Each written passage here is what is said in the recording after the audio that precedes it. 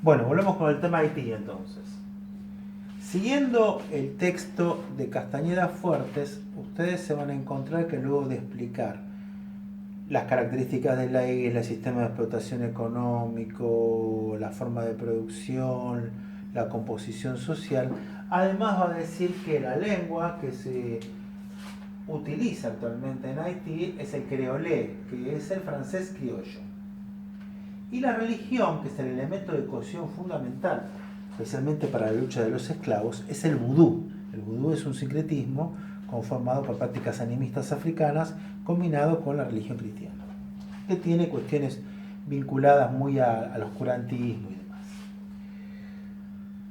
Ustedes van a encontrar que dentro del proceso de la emancipación de Haití hay tres periodos.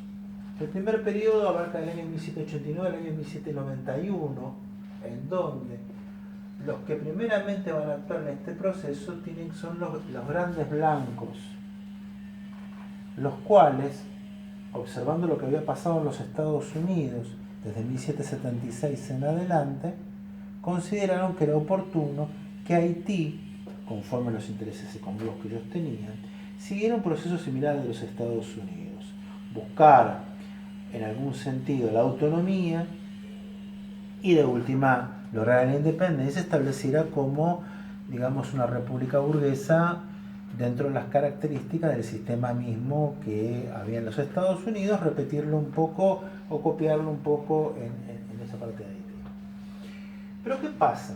Hay algo que es muy importante en todo este proceso y tiene que ver con que yo no puedo analizar el proceso de emancipación de Haití si lo desvinculo de cuál, del proceso, digamos, revolucionario francés.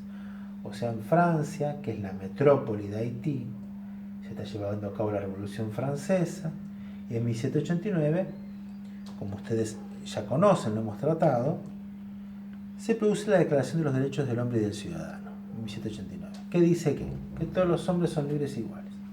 Esto, evidentemente, tiene un efecto esencial en todo este proceso revolucionario. Y es aquí donde comienza toda esta cuestión de recuperar los derechos y los plenos derechos y la participación en lo que se va a conocer como en la Asamblea Constituyente Nacional en Francia, por parte de negros y mulatos libres de Haití. Y el líder principal en este proceso va a ser Vicente Ollé, el cual, bueno, lamentablemente terminará prisionero, justiciado y demás. Yo quiero que, a medida que, más allá de esta cuestión, que siempre son marcos medianamente referenciales y demás, ustedes vayan siguiendo la lectura. Estamos con el texto de Castañeda Fuertes, La Revolución Haitiana. El segundo momento va a estar conformado por Toussaint Louverture, 1791-1802. Él también fue un ex esclavo transformado en liberto, propietario y demás, que toma las armas y inicia una segunda etapa, unificando los criterios de lucha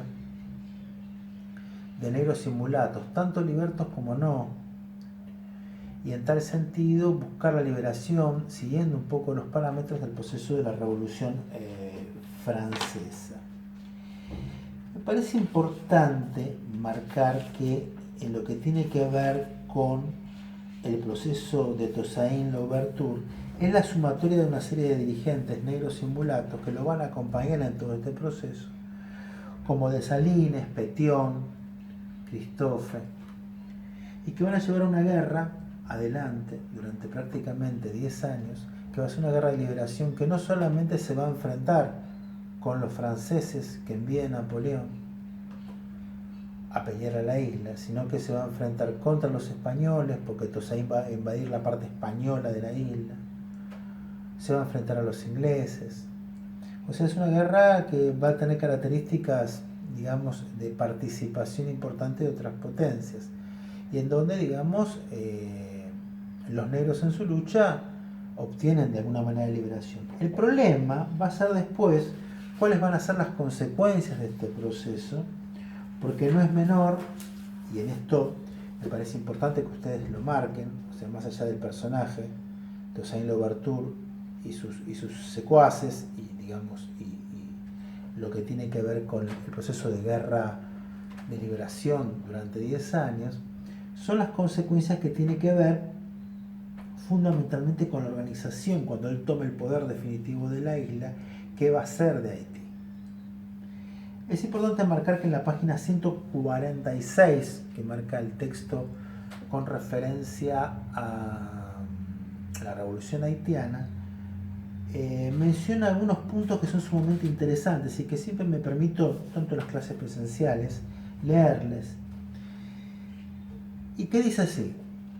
El líder de este periodo, Toussaint Louverture, instauró una dictadura militar, cuya cúpula constituyó una oligarquía militar negra, que, en estrecha alianza con los antiguos propietarios blancos y apoyado por la burguesía inglesa y norteamericana, conservó las grandes plantaciones agrícolas y sometió a los nuevos campesinos a un régimen tan rígido como el de la esclavitud, que no permitía libertad de trabajo ni de movimiento. Esto es lo que muchas veces, y Bello también lo menciona, ¿no? Que en muchos casos la situación en estos procesos, en vez de mejorar, empeoró. Se implantó realmente un régimen neofeudal, dice la autora, sancionado por la Constitución, esta primera Constitución de Haití, del 7 de julio de 1801, que va a marcar algunas cuestiones interesantes para ver cómo se va conformando la idea de la historia constitucional de Haití. Primero, consagra el principio de la gran propiedad, por cuanto prohibía formalmente a los propietarios fragmentar sus posesiones por debajo de 50 hectáreas. Conservaba en su totalidad la tierra de los colonos emigrados, fortificó sencillamente la posición de los antiguos libres y los hijos de colonos, negros y mulatos. Después dice, mantener los reglamentos de cultivo propuestos por las autoridades francesas y dice, distribuir el producto del trabajo de manera semejante al sistema de un feudo. ¿Qué quiere decir esto? Que había un sistema de autosubsistencia que tenía que ver con un sector importante de la mayoría de las personas, podemos decir, adscriptas a la tierra, sujetas a la tierra, que tenían que trabajar, digamos, en la mayoría a producir para aquel propietario, y el resto quedaba para ellos en un formato de subsistencia. O sea que en esta primera etapa, en definitiva, Toussaint Louverture termina transformando a la isla en casi una semicolonia de Francia y generó una suerte de alianza, dice la autora, con los grandes propietarios, protección a la burguesía inglesa y norteamericana, imposición de trabajo obligatorio, se ajustó a los intereses de los terratenientes comerciantes, etcétera, etcétera, etcétera. Finalizada esta etapa de Louverture, con la captura y muerte de este personaje, se inicia la etapa de Jacobo de Salines, que era uno de sus lugartenientes y que sigue con el proceso revolucionario hasta 1806. Importante a mencionar de esta etapa tiene que ver un poco con esta constitución de, primeramente, el decreto del año 1804 y después las constituciones de 1805 y 1806. Ustedes lo tienen como material de trabajo en el teórico práctico, pero vale la pena mencionar esto que es muy importante, pues la nueva estructura social que se establece dictatorialmente en la sociedad haitiana, que dice, a partir de entonces se inicia la consolidación de la revolución, caracterizado por las medidas tomadas por de Salines. Con este objetivo, el Libertador aumentó el ejército a 52.500 hombres y los convirtió en depositarios del poder público. O sea, el militar se transformó en depositario del poder público. Compró armas y municiones y digamos que dividió la sociedad en dos partes, guerreros y campesinos, ¿no? Soldados y campesinos. El decreto del 2 de enero de 1804 suprimió las formas disfrazadas de la propiedad colonial.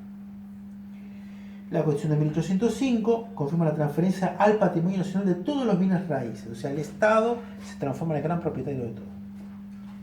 Y la Constitución de 1806 dice que la propiedad pertenece a la nación haitiana.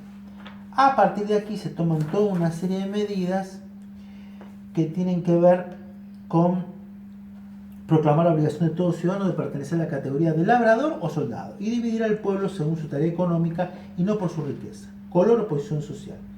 O O sea, a partir de acá, y esto es muy importante marcarlo, el habitante de Haití es llamado negro. Todos son negros. Va a haber una gran persecución de los blancos, masacres de blancos, etcétera, etcétera. Y todo esto va a terminar en un movimiento de oposición muy muy fuerte en octubre de 1806 que va a terminar con la caída y desaparición de Dessalines. Fallida en sí este proceso insurgente, mestizo, etcétera, etcétera, tiene que ver un poco con la realidad, ¿no? Haití, más allá de conseguir su independencia, se va a dividir en dos partes. La parte norte va a ser un imperio negro de esclavos, la parte sur va a ser una república independiente a cargo del general Petion, que va a ser uno de los grandes aliados en su momento de Simón Bolívar. Y Haití nunca, y hasta el día de hoy, sigue siendo lo que llama un Estado fallido, un Estado con serios problemas de organización de un proceso democrático en continuidad. Más allá de su historia, de su religión, de sus características, Haití forma parte de, digamos, del podio de los 3 países más pobres de la Tierra.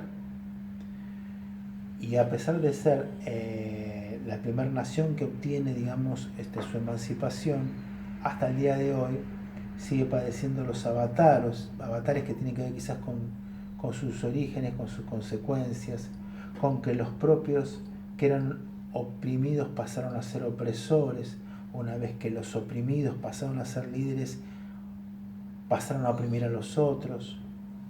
Esta cuestión un poco de, algunos hablan de el concepto de ladinización, ¿no es cierto? Que quiere decir que el sometido adquiere los malos hábitos de su opresor y cuando pasa a tener el poder, volvemos siempre al tema del poder, termina oprimiéndolo y olvidándose de sus propios orígenes. Bueno, esto es a grandes rasgos el proceso de Haití. Les pido que sigan este video, lo vamos a subir oportunamente, pero además tengan a mano el texto de Castañeda Fuertes, La Revolución Haitiana, que está subido dentro del material de estudio obligatorio de la segunda unidad, y empecemos a trabajar en consonancia con este punto. Bueno, muchas gracias.